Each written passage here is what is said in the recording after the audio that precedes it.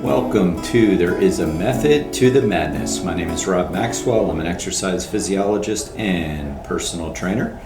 I'm the owner of Maxwell's Fitness Programs, and I've been in business since 1994. Are you strong? Are you really strong? Well, we're going to talk about that today. But first, let me thank our very first sponsors, Jonathan and Lynn Gilden at the Gilden Group at Realty Pros. They currently have over 275-star reviews on Zillow and over 100 million sales between the two of them.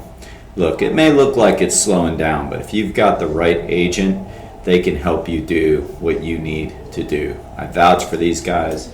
They hustle. They're the outright best. And they can be reached at 386-451-2412 or at thegildengroup.com.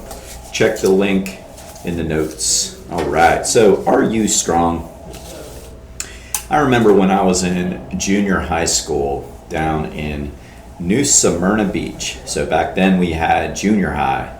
We actually went to grade school 1 through 6, and then we went to Chisholm 7th grade center for 1 year, and then we went to junior high for 8th and 9th, and then to senior high for 10, 11, 12. So I know it's kind of a weird setup. I don't even know if schools do that these days, but I got a little bit interested in weightlifting in junior high. I wasn't the most athletic kid back then. I was struggling with some self-esteem issues and things. But I thought it looked pretty cool, and so we had a weightlifting club, and I don't even really know what we did. I mean, we worked out somewhat after school. I don't think we ever had meets.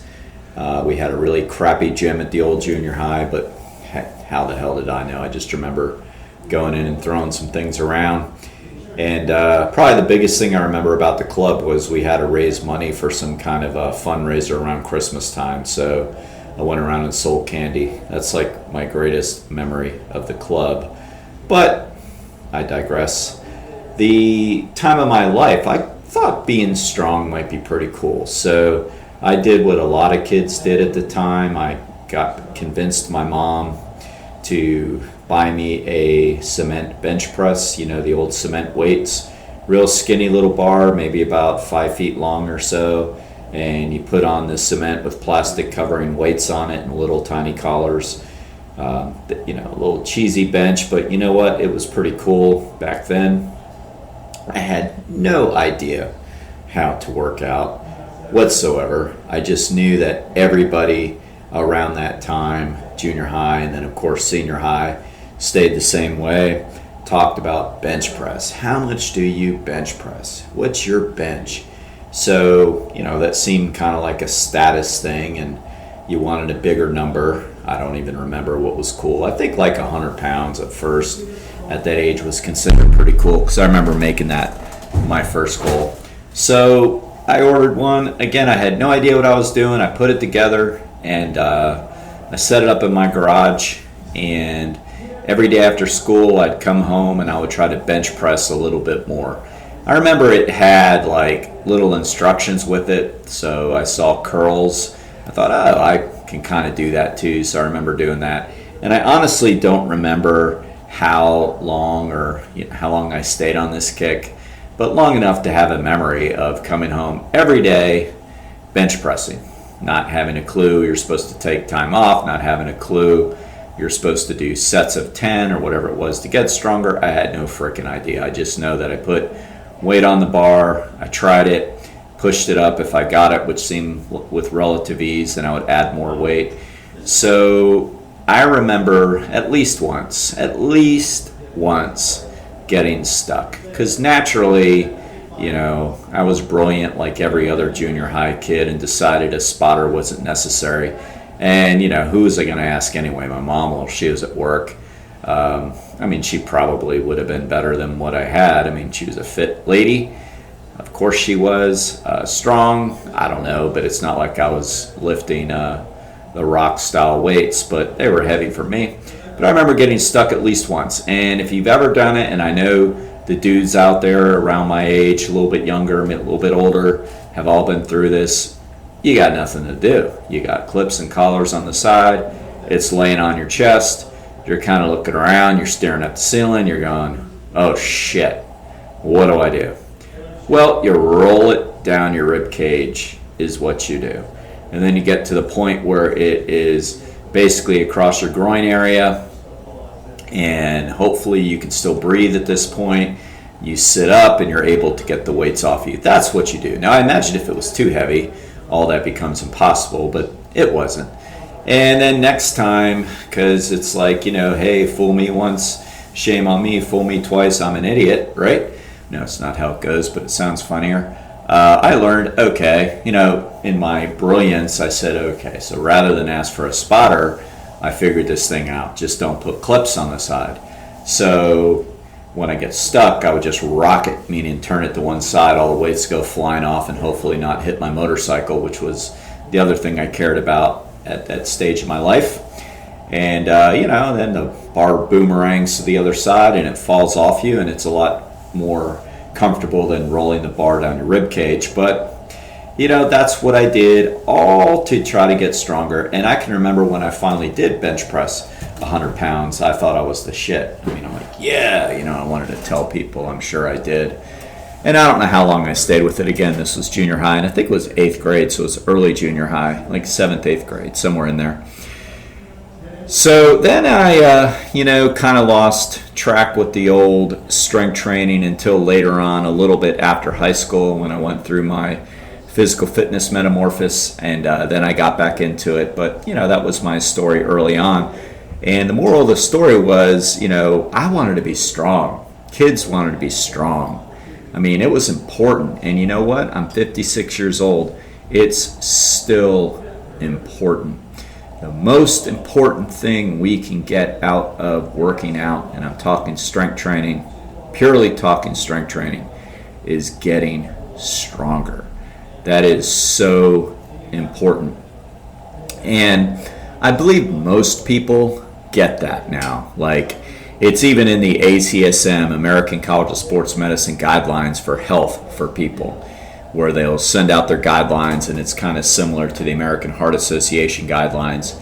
And they even say, I quote, strength train at least 2 days per week, which I think is actually a very good frequency. Training the major 10 muscle groups, which is your glutes, quads, hamstrings, pecs, lats, delts, bis, tris, core. Then you can throw in calves if you want 11, for at least one set of 8 to 12 reps. Like, that's the standard that they tell people, and it's pretty good advice. But I think what's most impressive about that is the fact that the health agencies are now telling people, look, this isn't about just boys on the football field, or girls playing beach volleyball, or girls playing volleyball, or girls playing golf, or whatever. Like, saying both genders need to be strong. This is about everybody being strong. All right. So, let's look at it from a health standpoint, right? A friend of mine a few years back, probably more like 10 years ago, he's in the industry, and we were talking about the orthopedic threshold. And basically what that means is that we all know cardio is important. I mean, cardio and strength are king and queen, and I don't know who to rank first. They're both critical. But we were talking about how it's obvious that cardio is important. You want to have a strong heart. You want to have strong lungs. You want to keep your body composition in check. Of course it's important. It's important for your energy levels. It's important for your mind. It's important. We get it. But if you're not taking care of your muscles and joints, and the muscles surround your joints, it's going to be harder and harder to do your cardio as you get older.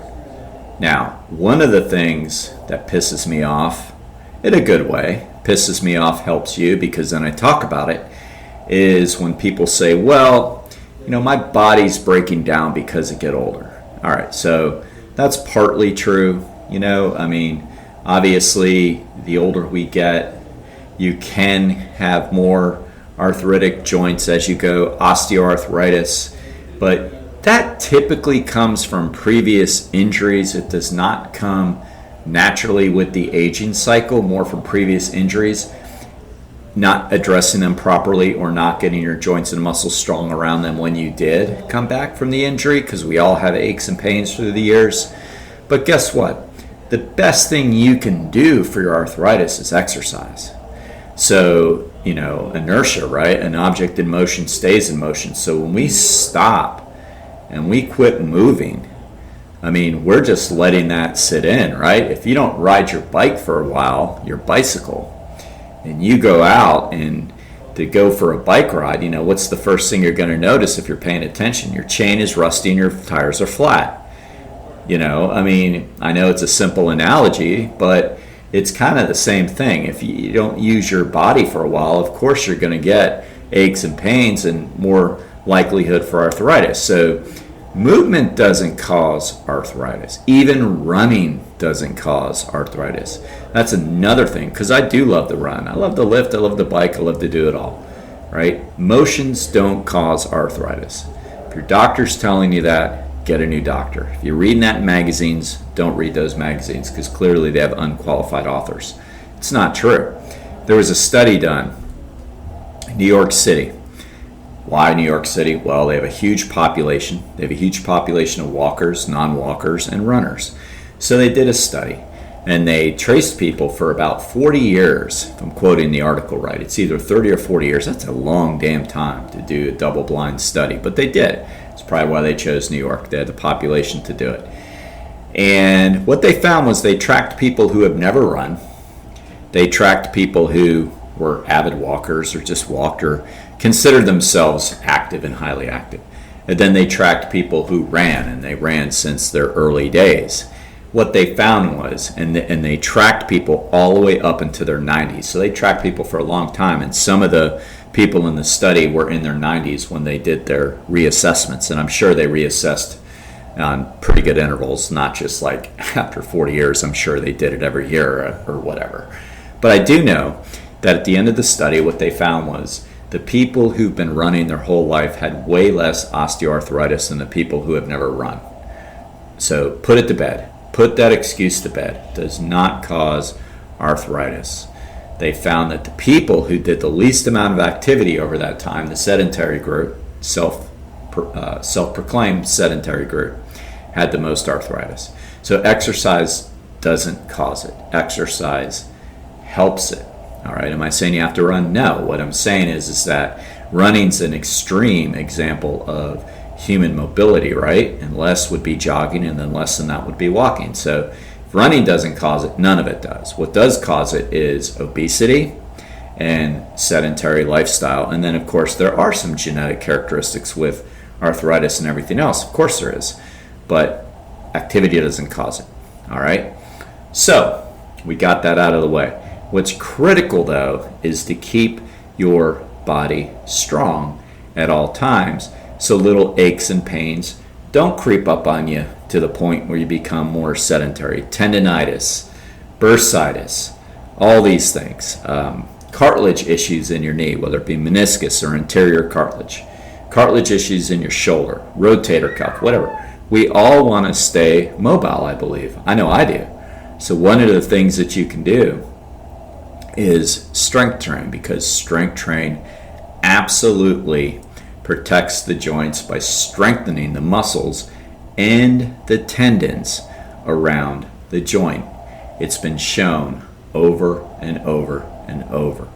Why do some swimmers get rotator cuff issues, serious or non-serious? Why do some swimmers get tendinitis in the bicep tendon, which runs into the shoulder, which is very common among swimmers, which, by the way, none of this is, that awful. Rotator cuff can suck, but I'm just talking about normal little strains. Like, I'm not knocking anybody for that. It could happen. And the answer is overuse.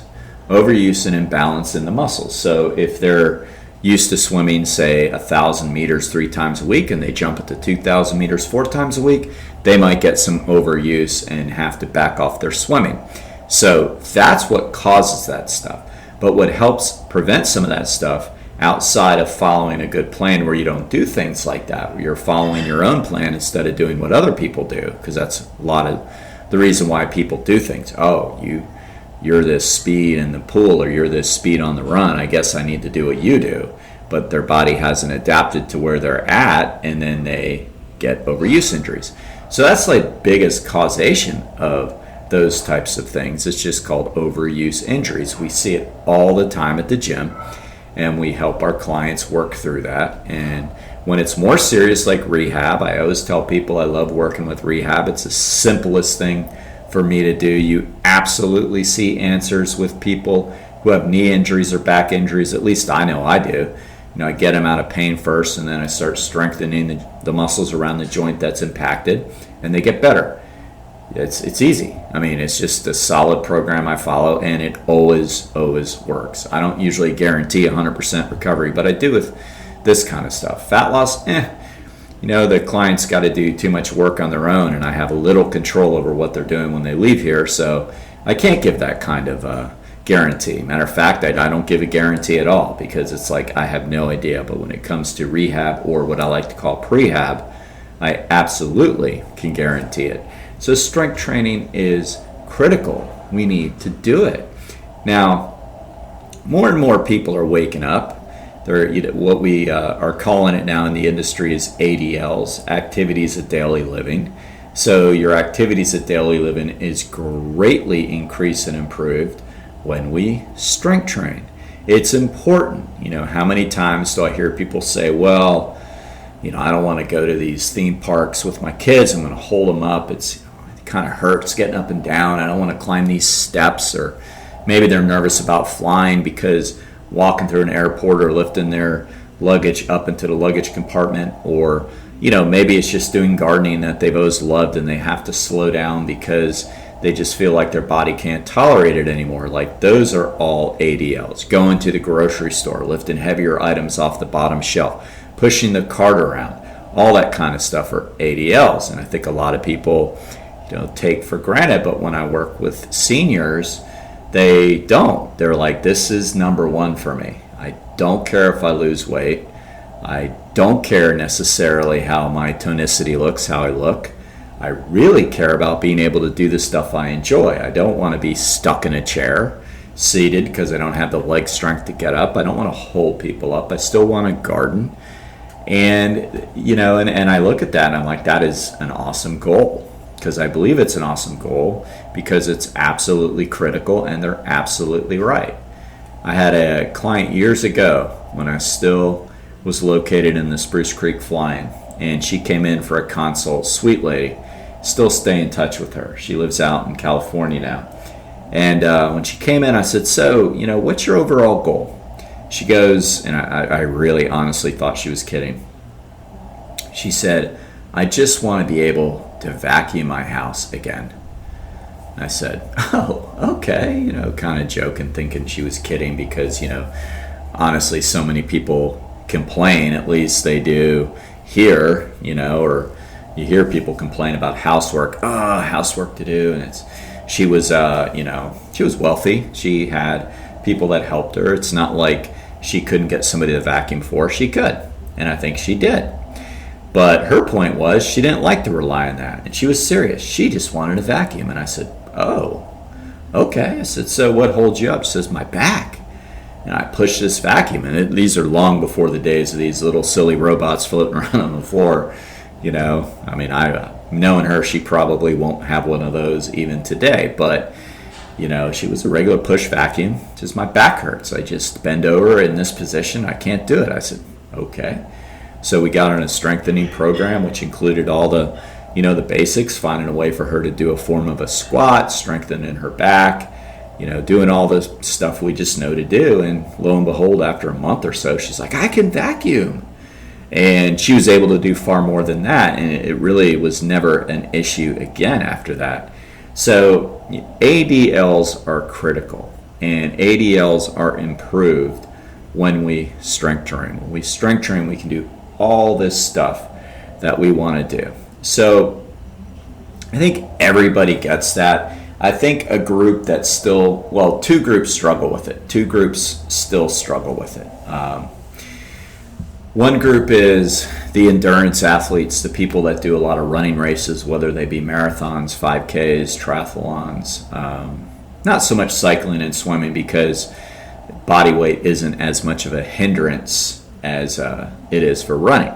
So they'll struggle with it a little bit because they think that, number one, they think they're going to get muscular, which if you're a pretty good or relatively successful endurance athlete, which only you would be able to judge yourself as that, I have no idea. There's different expectations for people, but if you're pretty good and you're competing and that's a major concern to you, most likely you're not going to gain that kind of muscle. It's just not your genetics. There's an old book I love that says we don't choose our sport chooses us. And I believe that. In other words, like somebody who might love to go run, they're probably pretty decent at it from the time they started, because people that aren't typically hate it and then don't run anymore, usually 9 times out of 10. So if that's the case, then you don't really have a lot to worry about bulking up. It's not going to happen. And then they might think, well, I'm going to be worn down and I don't want these muscles tired and all this. Yet you can go for a 2.5 hour bike ride, which I do. I'm not against any of this. I think it's all great. And absolutely obliterate your quads, which is going to take a good 48 to 72 hours for them to recover.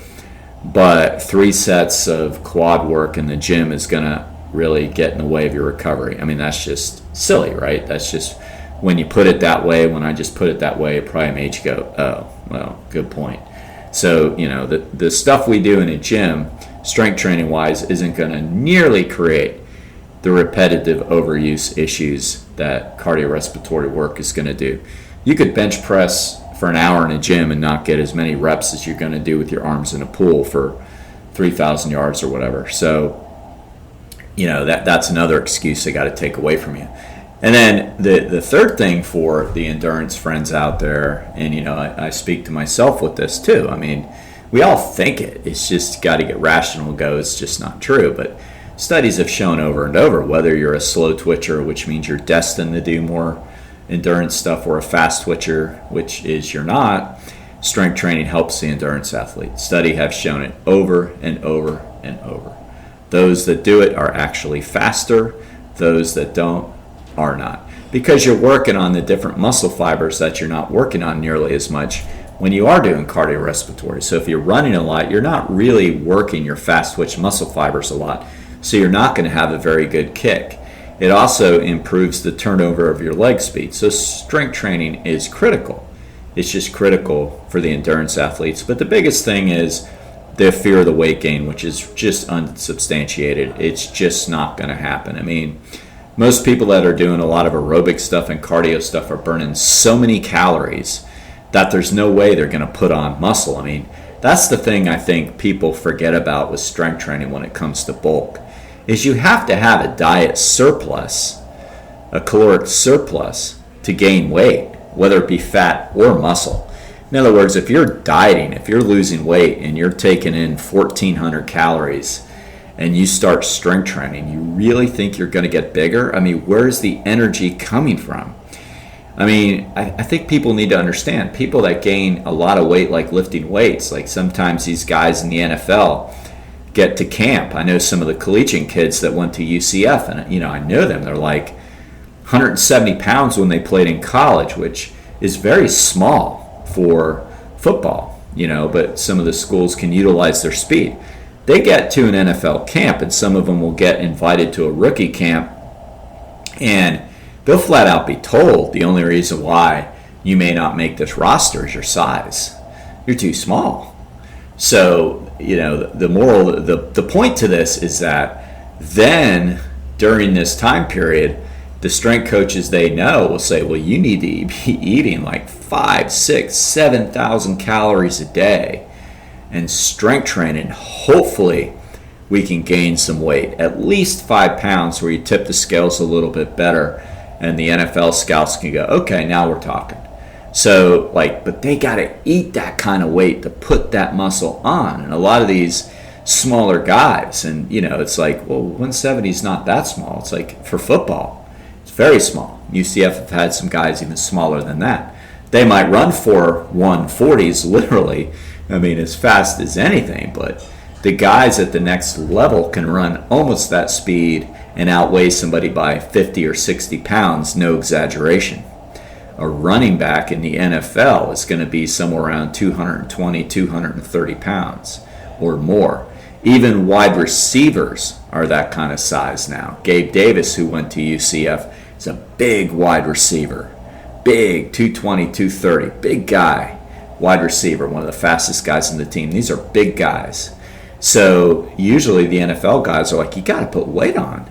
And so the point is they're eating so many calories to do it. So you have to have a surplus to gain the weight. So I don't think triathletes or runners have anything to worry about there. Usually they're in a deficit. The ones that are already in shape, like down to the weight they want, they don't need to worry about it. My goodness, they're probably barely getting the calories they need.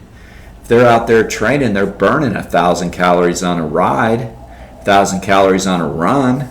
They're not getting enough anyway, so it's not going to happen. So triathletes, runners, get your ass to the gym, start lifting some weights, get stronger. It's important. Next group, my last group.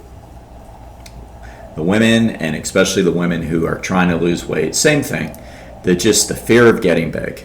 Oh, if I strength train, I'm going to use really light weights and do a bunch of reps. Well, that's not true. That's not how the body works. That's not how you get stronger. That's not toning your muscles.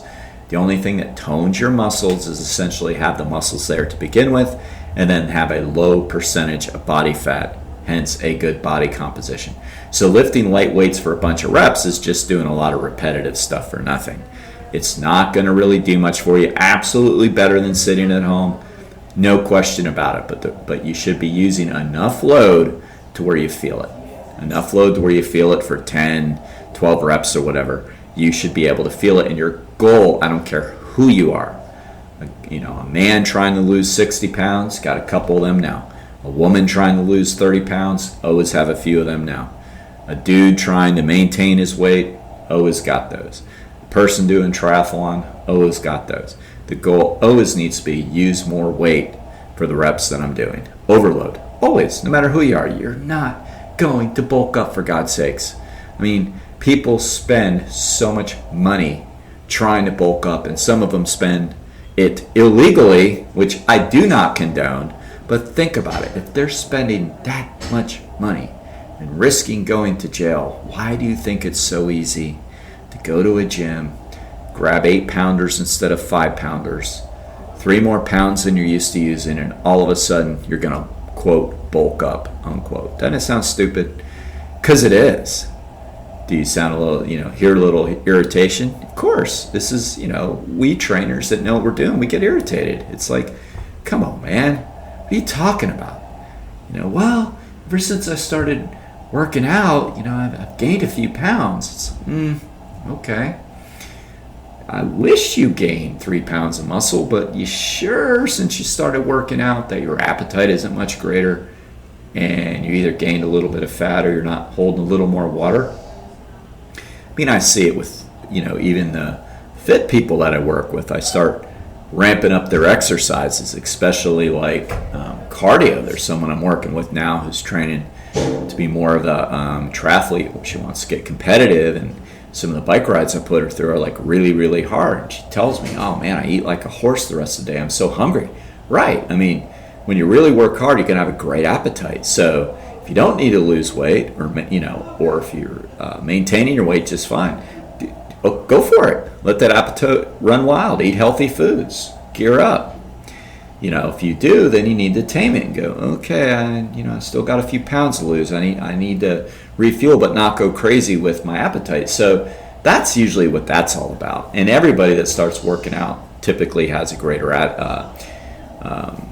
appetite. That's just normal. So, all right. So, strength train. I did mine today. I love it. I love trying to get stronger. Always use good form. Don't follow people in the gym and watch their form and just assume because they look real fit and big and buff they know what they're doing. Don't assume it. It's just not true. So don't do that.